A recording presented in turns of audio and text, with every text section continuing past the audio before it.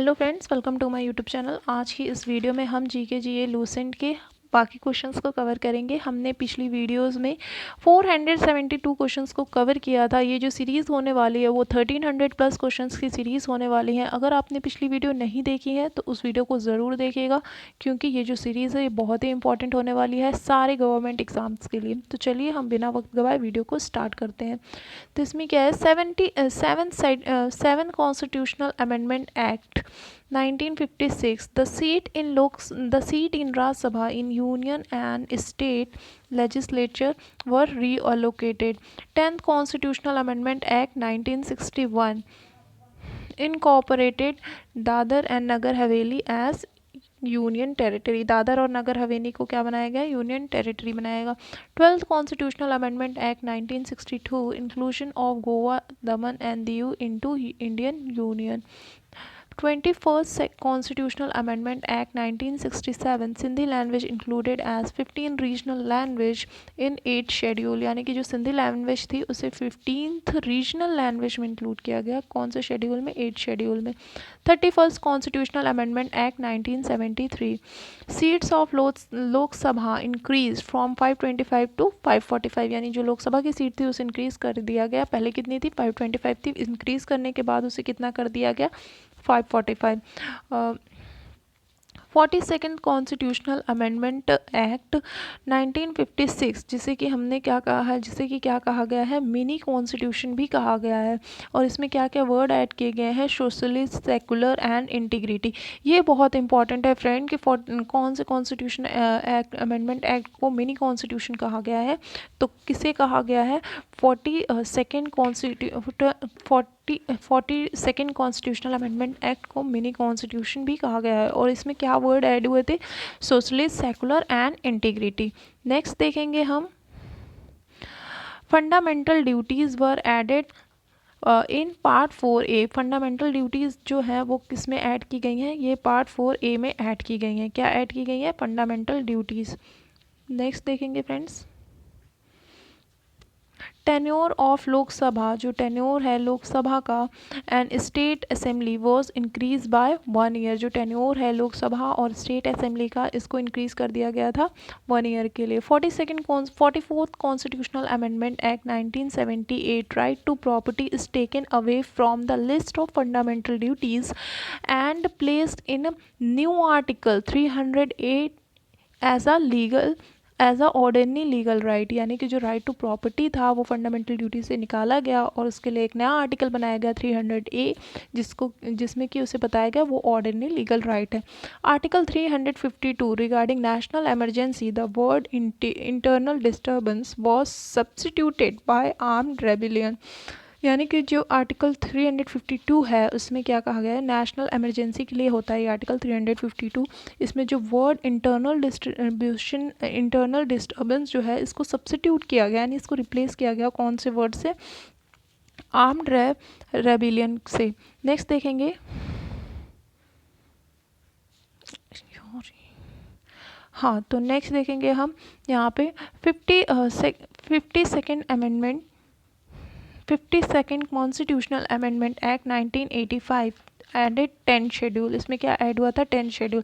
56 constitutional amendment act 1987। Next देखेंगे, Goa was made a full flagged state. Goa को क्या बनाया गया, full flagged state. 61st constitutional amendment act 1988, इसमें क्या है, इसमें है वोटिंग एज जो है वो कम कर दी गई, यानी पहले 21 थी, फिर उसे कितनी कर दी गई, 18, यानी कि पहले लोग 21 साल के होते थे तब वोट देते थे, उसको घटा के 18 ईयर के कर दिया गया कि अगर आप 18 ईयर के हो तो you are eligible for vote, आप वोट देने के लिए एलिजिबल हो, आप वोट दे सकते हो, आपके पास वोटिंग राइट है। नेक्स्ट देखेंगे 71 कॉन्स्टिट्यूशनल अमेंडमेंट एक्ट 1992। इसमें क्या था, Manipur, Konkani and Nepali language as added in 8 schedule. Manipur, Konkani और नेपाली लैंग्वेज को ऐड किया गया कौन से शेड्यूल में, 8 शेड्यूल में। नेक्स्ट देखेंगे 86 कॉन्स्टिट्यूशनल अमेंडमेंट एक्ट 2002। इसमें क्या है, इसमें article 21A right of education for children 6 टू 14 ईयर्स। आर्टिकल इसमें ऐड किया गया है 21A, जिसमें कि बताया गया राइट ऑफ एजुकेशन, यानी कि राइट है एजुकेशन किस कौन से एज के लिए, चिल्ड्रन के लिए है 6 to 14 ईयर्स के चिल्ड्रन के लिए है राइट टू एजुकेशन। मतलब ये मैंडेटरी ही है, इनको राइट है पढ़ने का इतने साल के बीच में, ठीक है। मतलब अभी पढ़ने का तो सब पढ़ सकते हैं, बट ये कंपलसरी है। कोई पेरेंट्स अगर इस एज ग्रुप के बच्चों को अगर वर्क कराते हैं तो वो इलीगल है। नेक्स्ट देखेंगे 92nd कॉन्स्टिट्यूशनल अमेंडमेंट एक्ट 2003। इसमें क्या था, इसमें ऐड हुए हैं हमारे 4 न्यू लैंग्वेजेस और 8 शेड्यूल में। और वो कौन सी लैंग्वेजेस है, बोडो, डोंगरी, मैथिली एंड सेंथली। ये जो 4 लैंग्वेज हैं, बोडो, डोंगरी, मैथिली एंड संथाली, ये ऐड हुए हैं 4 लैंग्वेजेस कौन से शेड्यूल में, 8 शेड्यूल में। नेक्स्ट देखेंगे originally the constitution consisted of 395 articles, 22 part and 8 schedule. ये बहुत कंपलसरी है, इसे आप अच्छे से याद कर लीजिएगा, नोट्स बना लीजिएगा कि कितने कॉन्स्टिट्यूशन में हमारे आर्टिकल्स हैं। तो 395 हैं, खैर अमेंडमेंट करके देखे तो बहुत हैं, बट ऐसे 395 हैं, जिसमें 22 पार्ट्स हैं और 8 शेड्यूल्स हैं। नेक्स्ट देखेंगे Telangana came into being on 2 June 2014 separated from Andhra Pradesh. जो तेलंगाना है वो कब सेपरेट हुई थी आंध्र प्रदेश से, 2 जून 2014 में। नेक्स्ट देखेंगे 6 फंडामेंटल राइट। तो इसमें क्या है हमारा, right to equality, right to liberty, right against exploitation, right to freedom of religion, cultural and educational right, right to constitutional remedies.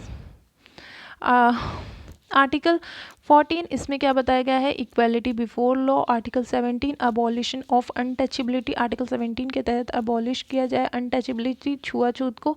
Article 18 abolition of title. Abolition of title का मतलब क्या है कि किसी को हम कोई टाइटल नहीं दे सकते हैं, लाइक हम बोलते हैं ये लखनऊ के नवाब हैं, ये मुंबई के शेर हैं, तो ये इस तरह का हम टाइटल नहीं दे सकते हैं, इसको आर्टिकल 18 के तहत अबॉलिश करना होगा, ठीक है, ये इलीगल है। नेक्स्ट देखेंगे आर्टिकल 21A, इसमें क्या है, right to education, 86 CA 2002। Article 23 right against exploitation. Article 25 to 28 इसमें क्या है, right to freedom of religion, आपको स्वतंत्रता मतलब आर्टिकल 25 से 28 में क्या है कि right to freedom of religion, आपको आप स्वतंत्र हैं, कोई भी रिलीजन अपना सकते हैं, उसका प्रचार कर सकते हैं, उसमें मतलब इसको शांतिपूर्वक आप कर सकते हैं। नेक्स्ट देखेंगे हम आर्टिकल 32। इसमें क्या है, constitutional right to constitutional remedies term as soul of constitution by BR Ambedkar. इनको सोल ऑफ कॉन्स्टिट्यूशन कहा गया है डॉक्टर भीमराव अम्बेडकर जी को।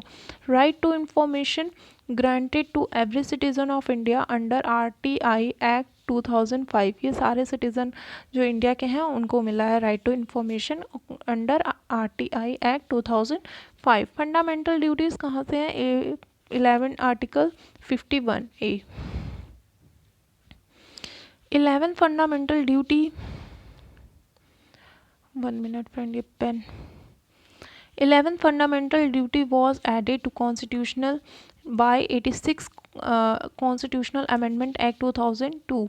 Constitutional Amendment article 368 executive of union. अब इसके बारे में हम पढ़ेंगे। द प्रेसिडेंट, इनके लिए कौन सा आर्टिकल है, आर्टिकल 52। क्वालिफिकेशन इनकी क्या होनी चाहिए, सिटीज़न होने चाहिए, देश के नागरिक होने चाहिए, इनकी मिनिमम एज जो होनी चाहिए वो 35 ईयर्स के बिलो होनी चाहिए। रेजिग्नेशन क्या है, ये रेजिग्नेशन वाइस प्रेसिडेंट को देते हैं। इनका टर्म टेन्योर कितना है, 5 ईयर का। वैकेंसी जो होती है अगर ये खाली है तो must be fill with in 6 month, ठीक है फ्रेंड्स। नेक्स्ट देखेंगे रिमूव, इनको कैसे रिमूव कर सकते हैं, by impeachment.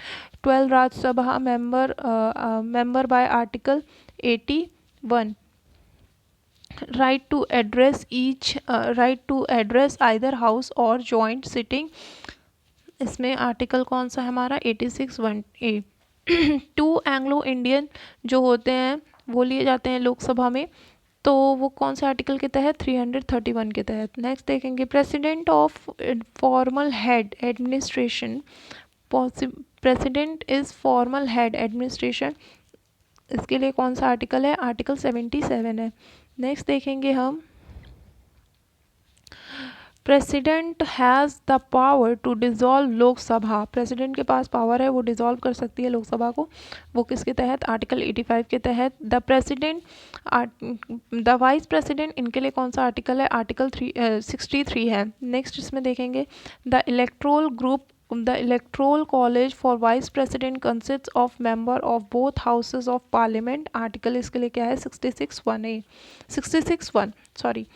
State legislature do not take part in the election of vice president. ये वाइस प्रेसिडेंट में स्टेट लेजिस्लेचर जो है वो पार्ट नहीं लेते हैं। नेक्स्ट देखेंगे क्वालिफिकेशन इसमें क्या होनी चाहिए, तो must be the citizen of India, minimum age 35 year, इनका जो टर्म है यानी इनका जो वर्किंग पीरियड होगा वो 5 ईयर्स के लिए होगा। Vice president can remove by a resolution of Rajya Sabha passed by majority of its member and agreed by Lok Sabha. Article इसके लिए क्या है? 67, यानी कि इनको कैसे रिमूव कर सकते हैं, तो मेजॉरिटी ऑफ वोट राज्यसभा से होनी चाहिए और लोकसभा भी एग्री होने चाहिए इनके रिमूवल में। नेक्स्ट देखेंगे हम only vice president act as president for 15 days, और वो कौन थे? डॉक्टर राधा कृष्ण। नेक्स्ट देखेंगे for the first time in 1969 President Dr. Zakir Hussain died and Vice President V. Giri resigned. ये पहली बार हुआ था। द चीफ जस्टिस MD हिदायत मुल्ला एक्ट एज अ प्रेसिडेंट। जो चीफ जस्टिस थे उस वक्त उन्होंने एक्ट किया था एज अ प्रेसिडेंट। ये पहली बार हुआ था 1969 में।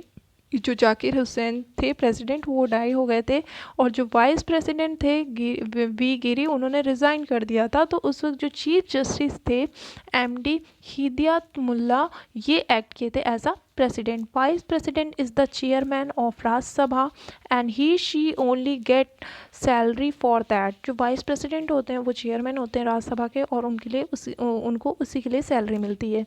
नेक्स्ट देखेंगे determination of doubt and dispute relating to election of president and vice president is described in article 71। जो डिटर्मिनेशन है डाउट और डिस्प्यूट रिलेटिंग टू इलेक्शन से लेके कोई भी डाउट हो, किसी तरह का डिस्प्यूट हो प्रेसिडेंट या वाइस प्रेसिडेंट को, तो वो कौन से आर्टिकल में डिस्क्राइब किया गया है? आर्टिकल 71 में। The prime minister and the union council of minister. Prime minister जो है ये कैसे अपॉइंट होते हैं? Prime minister is appointed by president. Prime minister को कौन अपॉइंट करता है? President. Other ministers are appointed and और dismissed by the president on advice of prime minister। prime minister appointed by president, इनको कौन अपॉइंट करता है? president। other minister are appointed and or dismissed by president on advice of prime minister। किसकी advice पे? Prime minister की advice पे।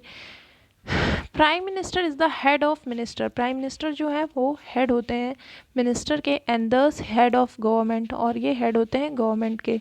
मतलब जो भी काम करना होता है पूरे देश का वो प्राइम मिनिस्टर ही करते हैं। प्रेसिडेंट जो होते हैं प्रेसिडेंट रहते हैं बट काम नहीं करते, उनका मेन थोड़ा बहुत ही रहता है रोल सिग्नेचर वगैरह को लेके, बट मेन जो काम है सारी चीज़ों पे वर्क हमारे प्राइम मिनिस्टर करते हैं।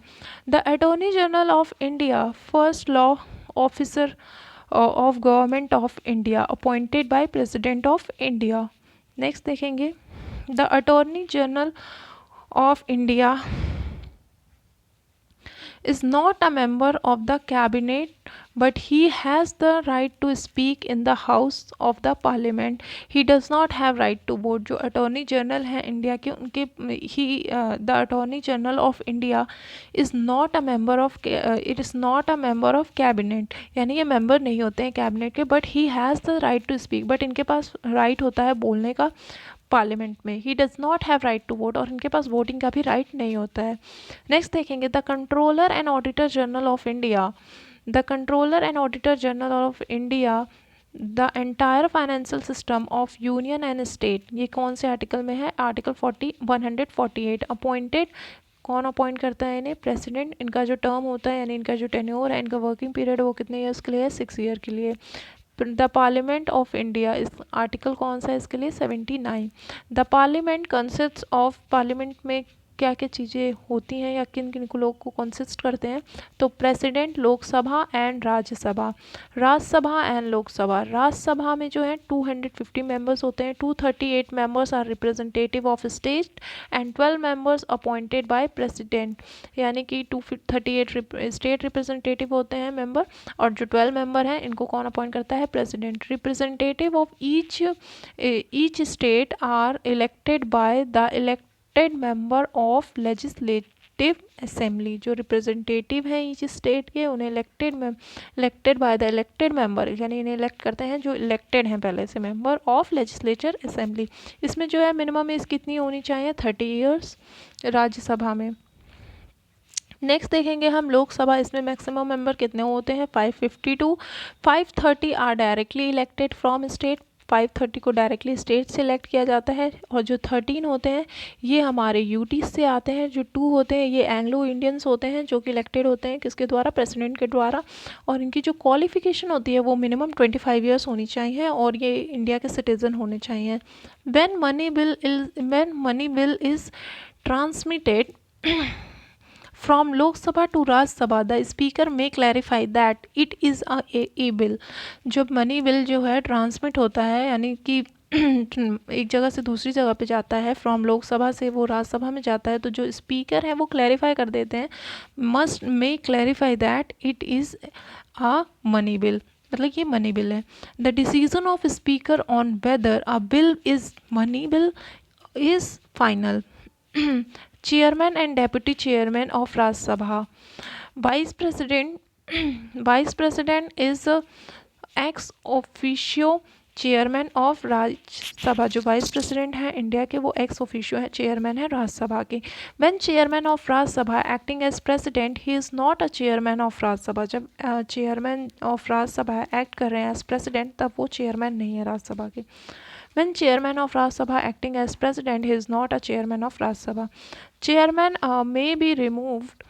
Chairman may be removed from office only when he is removed from office of vice president. Chairman remove हो सकते हैं ऑफिस से कब, only when he is remove from office of vice president.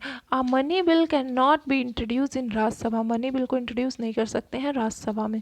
0 hour in parliament generally it begin at noon. 0 hour जो है parliament में कब शुरू होता है, नून के टाइम में।